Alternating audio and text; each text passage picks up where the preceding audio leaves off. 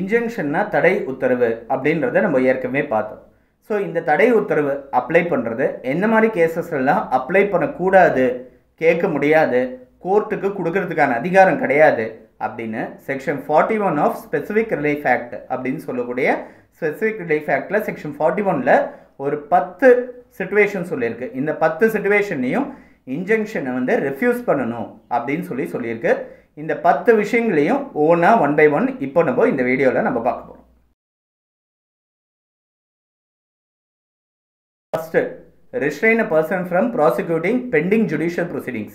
அதாவது நிலுவையில் இருக்கக்கூடிய சட்ட ரீதியான ஒரு கேஸு, ஒரு வழக்கை அவங்க வந்து நடத்த விடாமல் இருக்கிறதுக்காக ஒரு இன்ஜங்ஷன் வாங்க முடியாது, கொடுக்கக்கூடாது அப்படின்னு சொல்லி முதல்ல ஒரு பாசிபிலிட்டி கொடுத்துருக்காங்க. அதாவது ஒரு கேஸ் நடக்கிறது, கேஸை நடத்த விடாமல் பண்ணுறதுக்காக ஒரு இன்ஜங்ஷன் கொடுக்கறது சரி கிடையாது அப்படின்னு சொல்லி ஒரு முக்கியமாக ஃபஸ்ட்டு ஒரு பாசிபிலிட்டி சொல்லியிருக்காங்க.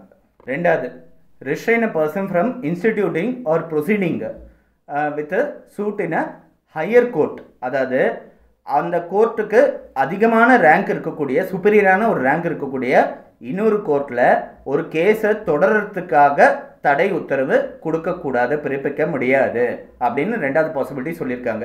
இதுக்கு வந்து ரொம்ப ஒரு முக்கியமான ஒரு கேஸ் ஒன்று இருக்குது. 1983 நடந்த ஒரு கேஸ் இருக்குது. Cotton corporation of India limited versus united industrial பேங்க்னு சொல்லி 1983 நடந்த ஒரு கேஸ். இந்த கேஸோட ஃபேக்ட்ஸ் ரொம்ப சிம்பிள். என்ன பண்ணிடுறாங்க, அப்போது யூசன்ஸ் பில் அப்படின்னு சொல்லி ஒன்று கொடுப்பாங்க பேங்க்லேருந்து. அந்த யூசன்ஸ் பில் வந்து கொடுக்கும்போது அதை பேஸ் பண்ணி பிஸ்னஸ் பண்ணி மெச்சூர் ஆனோடனே பேங்க்கில் வந்து ப்ரெசென்ட் பண்ணால் அந்த பணத்தை கொடுக்குறதுன்னு சொல்லி ஒரு கான்செப்ட் இருந்தது. 45 லட்ச ரூபாய்க்கு ஒரு மேனேஜர் சைன் பண்ணி, அக்செப்ட் பண்ணி, அவரும் சேர்ந்து சைன் பண்ணி ஒரு யூசன்ஸ் பில் ஒன்று பேங்க்லேருந்து கொடுத்துருக்காங்க ஒரு கம்பெனிக்கு. அந்த பில் மெச்சூர் ஆன நாளுக்கு அப்புறம் அந்த பில்லை வந்து கிளைம் பண்ணுறதுக்காக அந்த கம்பெனி வந்திருக்கு பேங்க்கில். அந்த பேங்க் என்ன சொல்லியிருக்காங்கன்னா, இந்த பில்லே நல் அண்ட் வாய்டுன்னு சொல்லி அவங்க வந்து இந்த பில்லு வந்து செல்லாது, டிக்ளரேஷன் தட் பில் இஸ் நல் அண்ட் வாய்டு, ஏன்னா இந்த மேனேஜர் வந்து அக்செப்ட் பண்ணுறதுக்கான அதிகாரம் அவருக்கு கிடையாது அப்படின்னு சொல்லி ஒரு கேஸ் ஒன்று ஃபைல் பண்ணியிருக்காங்க. அந்த கேஸ் ஒன்று ஃபைல் பண்ணதோடு சேர்த்து ஒரு இன்ஜங்ஷன் ரிலீஃபும் கேட்டிருக்காங்க. அந்த பர்டிகுலர் கேஸில் இன்ஜங்ஷன் ரிலீஃப் என்ன கேட்டாங்கன்னா, வைண்டிங் அப் ப்ரொசீடிங்ஸை அவங்க ஆப்போசிட் பார்ட்டி மூவ் பண்ணக்கூடாது அப்படின்னு சொல்லி, கம்பெனியை இழுத்து மூடுறதுக்கான ப்ரொசீடிங்ஸ் மூவ் பண்ணக்கூடாதுன்னு சொல்லியிருக்காங்க.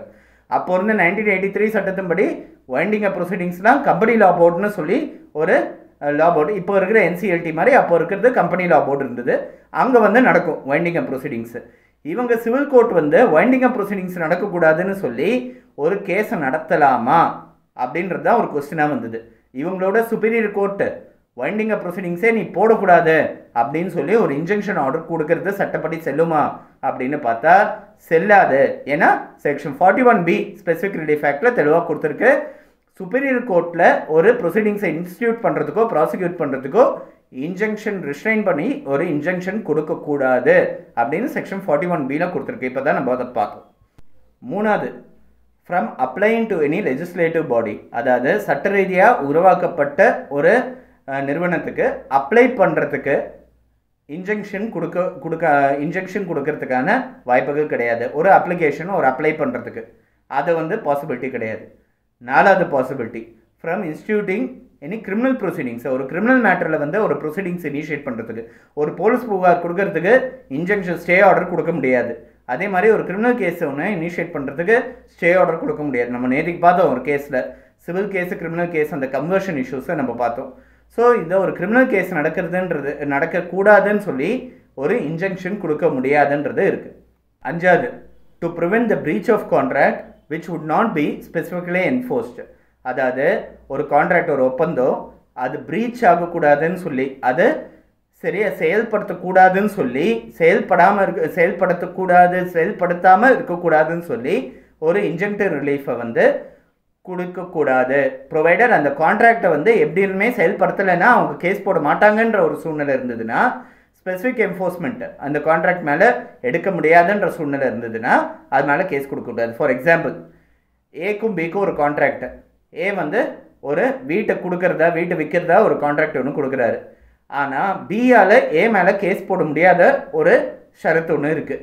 அப்படி இருக்கும்போது அந்த ஏ வந்து அந்த கான்ட்ராக்டை கண்டிப்பாக செஞ்சாகணும்னு சொல்லி ஒரு இன்ஜெக்டர் ரிலீஃப் கொடுக்கக்கூடாது. ஏன்னா ஏற்கனவே ரிலீஃப் இல்லைன்னு சொல்லி ஒத்துக்கிட்ட ஒரு சூழ்நிலை இருக்குன்றதுனால அந்த இன்ஜெக்டிவ் ரிலீஃபையும் அதுக்கு மேலே கொடுக்கக்கூடாதுன்றது இருக்குது. ஒரு நியூசன்ஸ் ஆக்டிவிட்டியை நிறுத்துங்கன்னு சொல்லி இன்ஜெக்ஷன் கொடுக்கக்கூடாது, ப்ரொவைடட் அதை பார்த்தா அது நியூசன்ஸ் ஆக்டிவிட்டி மாதிரி தெரியல, ரீசனபிள் கிளியராக இல்லை அப்படின்னு சொல்லி இது வந்து ஒரு கிரவுண்டு. அதாவது to prevent an act of nuisance provided it is reasonably not reasonably clear that it is an act of nuisance. அதாவது ஒரு நியூசன்ஸ் ஆக்டிவிட்டின்றதுக்கு ஒரு கிளாரிட்டி இல்லாத ஒரு விஷயத்துக்கு இன்ஜெக்ஷன் கொடுக்கக்கூடாது அப்படின்னு சொல்லி ஒன்று இருக்குது. அடுத்தது to prevent the continuous breach of an activity which the plaintiff has already acquiesced. அதாவது அவரே ஏற்றுக்கிட்ட ஒரு விஷயத்துக்கு தடுக்கிறதுக்காக ஒரு தடை உத்தரவு கேட்டு அவரே வந்து இன்ஜெக்ஷன் கேட்கக்கூடாது. நான் முன்னாடியே நிறைய தடவை சொல்லியிருக்கேன், no person can approbate and reprobate at the same time. ஒருத்தர் வந்து ஒரு விஷயத்தை ஒத்துக்கிட்டு அதுக்கப்புறம் பின்வாங்க முடியாதுன்றது இருக்குது. ஸோ அவரை ஆக்ஷன்ஸ் மூலமாக ஒரு விஷயத்தை ஒரு சமாச்சாரத்தை ஒத்துக்கிட்டு அதுக்கப்புறம் அதை செய்யக்கூடாதுன்னு சொல்லிட்டு தடை உத்தரவு வந்து கேட்கறது சரி கிடையாது அப்படின்னு சொல்லி 7வது கண்டிஷன் இருக்குது.